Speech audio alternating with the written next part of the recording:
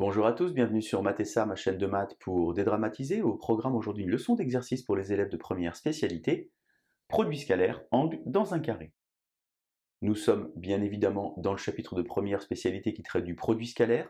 Je vous insère comme d'habitude le lien vers la playlist du chapitre afin que vous puissiez vérifier vos acquis et vos connaissances. Connaissez-vous par exemple les 4 expressions du produit scalaire? Savez-vous choisir la bonne expression afin de déterminer un angle? J'ai donc préparé pour vous aujourd'hui un exercice relativement simple. On a ici un carré, deux côtés 2, on a placé des milieux, et l'objectif est donc de trouver une valeur de l'angle IAJ qui est représenté ici. Pour cela, deux méthodes à votre disposition, soit en utilisant la relation de Chasles, soit en posant un rond, un repère orthonormé direct. Si vous vous sentez suffisamment à l'aise, comme d'habitude, je vous propose donc de mettre la vidéo en pause. Vous allez donc tenter de faire les deux exercices préparés pour vous, et on se retrouve évidemment juste après pour la correction. Allez, un brouillon, un crayon, et c'est parti. Alors naturellement, on va commencer par la relation de Chasles. Je pense que vous savez de quoi on parle, mais si ce n'est pas le cas, je vous insère le lien vers la vidéo de la classe de seconde. On va donc ici découper le chemin AI. Pour aller de A à I, eh bien simplement je vais passer par B. Je vais donc avoir AB plus BI. Et pour aller de A à J, je vais donc passer par le haut ici, c'est-à-dire AD plus DJ. Attention, ici c'est un plus et non pas le petit point du produit scalaire. AB scalaire AD plus AB scalaire DJ plus BI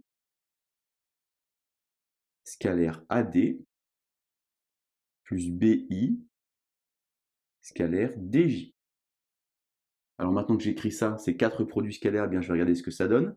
AB scalaire AD, AB est ici et AD est ici, les deux vecteurs sont orthogonaux, le produit scalaire est donc nul.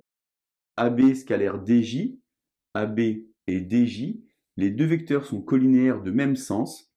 Finalement, c'est la longueur AB fois la longueur DJ. Ensuite, BI scalaire AD, BI est ici, AD est ici, de la même manière, deux vecteurs collinéaires de même sens. J'ai donc BI fois AD. Et enfin, BI scalaire DJ, puisque j'ai un carré, j'ai donc des angles droits, et les vecteurs sont donc orthogonaux, produit scalaire nul. AB fois DJ, AB ça fait donc 2, DJ ça fait 1, et enfin BI ça fait 1, et AD ça fait 2. Finalement, AI scalaire AJ ça vaut 4.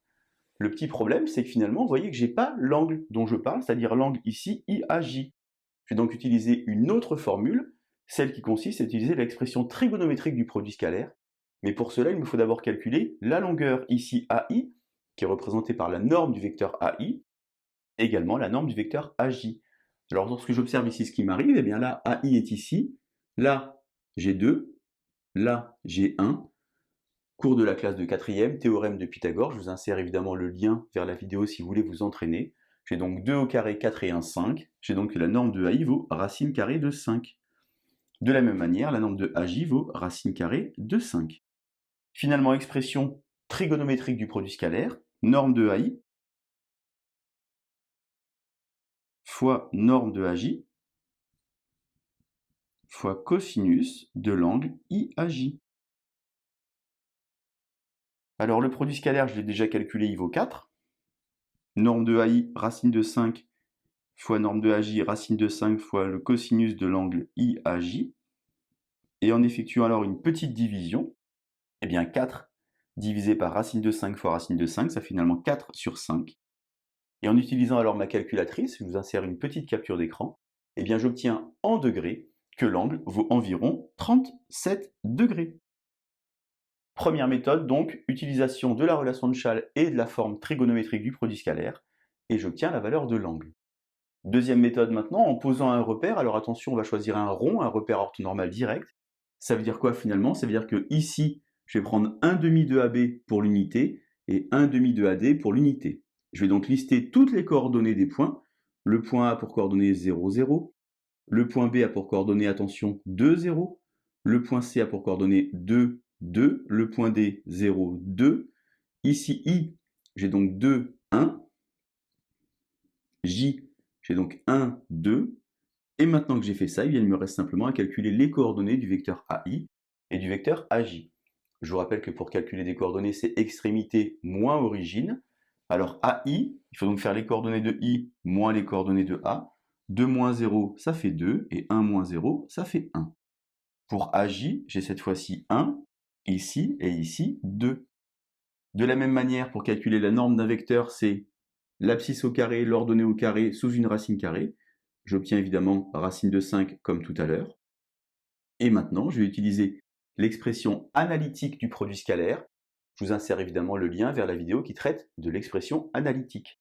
Je dois donc faire xx' plus yy', si le vecteur u a pour coordonnée xy et le vecteur v a pour coordonnée x', y'.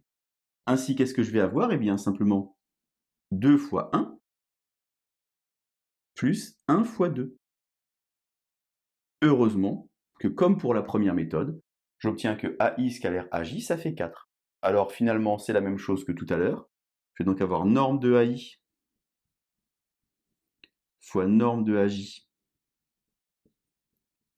fois cosinus de l'angle IAJ. Je remplace alors par les valeurs. 4 ici, racine de 5 fois racine de 5 fois cosinus de l'angle IAJ. Finalement, comme tout à l'heure, 4 cinquièmes et donc toujours 37 degrés. Voilà donc les deux méthodes pour déterminer l'angle dans ce carré.